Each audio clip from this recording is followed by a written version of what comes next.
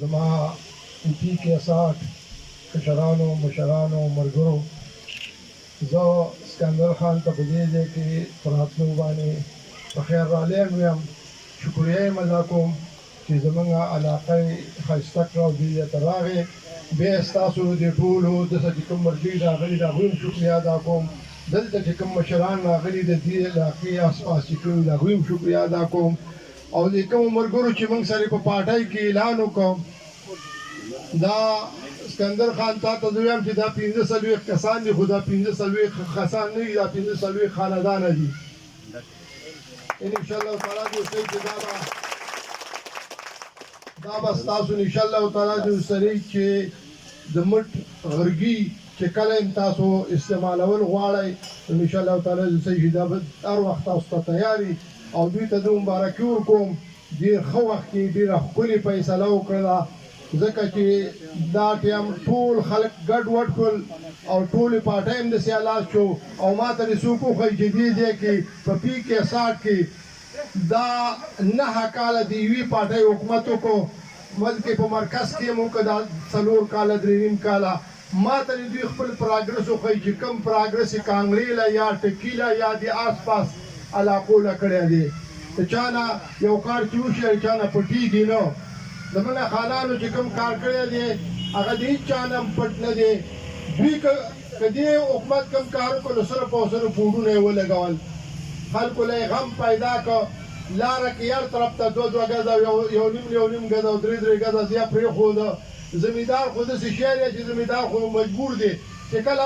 روډ غاړه کې هم داسې غاړه پرته او روډ پینی راغلی کانکریټ کاغۍ پینی اچولې دا تور ګار دی که څه دی پینی اچولې نو اکثر یې هم ورته وړاندې کېږي او ټکټر هم ورته وړاندې کېږي او کوداله یې هم ورته وړاندې کړي نو دوی دا زموږ خلک ګناهګاروي زموږ دا خلک ګناهګاروي چې دوی دا لارې پټې کړي نو که چېرې ټوله لاره یې برابره جوړولې خو موږ به یې شکریه ادا کولې او کم روډ چې جوړ کړی دې 9 کاله کې ما ته تاسو یو روډ وښیئ چې اوس هغه شته دی هغه ټول روډونه خراب شول خو دغه خانان دي زموږ چې دا زموږ په هر څه باندې پوره دي ګیس یې الحمدلله وګورئ اکثر علاقو ته راوستی دی اوس زموږ په هغه ګیس باندې هغوی بورډونه لګوي او څومره کارونه چې دوی کړي دي او تاسو ته دا خبردار دی کوم چې د ماشوم په ژړا باندې خپله مور پوهېږي موږ ته مور په پښتو کې الله وایي او دا زموږ خانان دي زموږ او د دوی هیله یوه ده زموږ د دوی پښتو یوه ده زموږ د دوی زبان یو دی انشاءالله تعالی صحیح چې دا زموږ په هر کار به پوره خو که چېرې د دوی لاسونه موږ مضبوط کړل او دوی موږ د دې نورو محتاجونه خلاص کړل صرف دا دی 3 کاله تېر کړل یا 4 کاله تېر کړل چې بل حکومت واغسته تاسو وګورئ صرف او صرف دوی موږ ته چې څه وښودل نو ګډاګانې راته وښودلې او دا خوا دې خوا غلط کارونه یې راته وښودل په میډیا باندې راته کنځل وښودل په میډیا باندې مخکې موږ 80 کاله عمر تېر کړ په دې دنیا کې موږ چېرته کنځل په میډیا باندې نه و اورېدلي نه هم ګډاګانې داسې لیدلې وي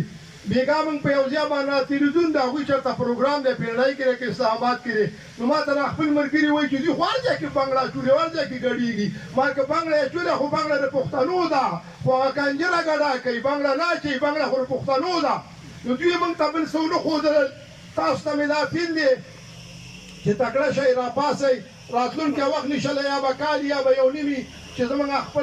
خپلو خانانو لاسونه مضبوط کړو چې دلته موږ په دې خپل ځای باندې مضبوط شو د خلکو د محتاجونو خلاص شو کم کارونه چې شوي دي هغه به تاسو ته بیا هم ښکاره شي وبه یې ګورئ او چې کوم زموږ د خانانو دي هغه په هغې باندې دوی بورډونه لګولي که د ګیس خبره دوی کوي اسکندر خان به یې ته خپله وایي زما دا حق نه جوړېږي خو 58 کروڑ روپۍ زموږ خان دا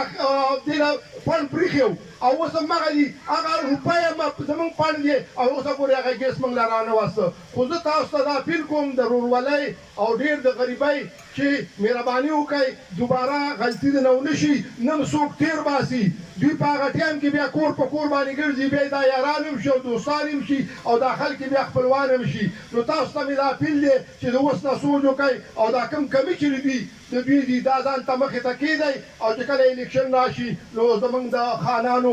مټونه تکړه شئ مضبوط کړئ چې ستاسو ټول کارونه وشي. ډېره مهرباني که زما نه خبرو کې څه غلطي شوي د هغې نه معافي غواړم. یو اخري کې دا خبره کوم تاسو ته وپته وي چې زمونږ په ډېری هندو کې شوقدر کې یو د میډیا والا افتخار احمد چې ډېر ښکلی سړی و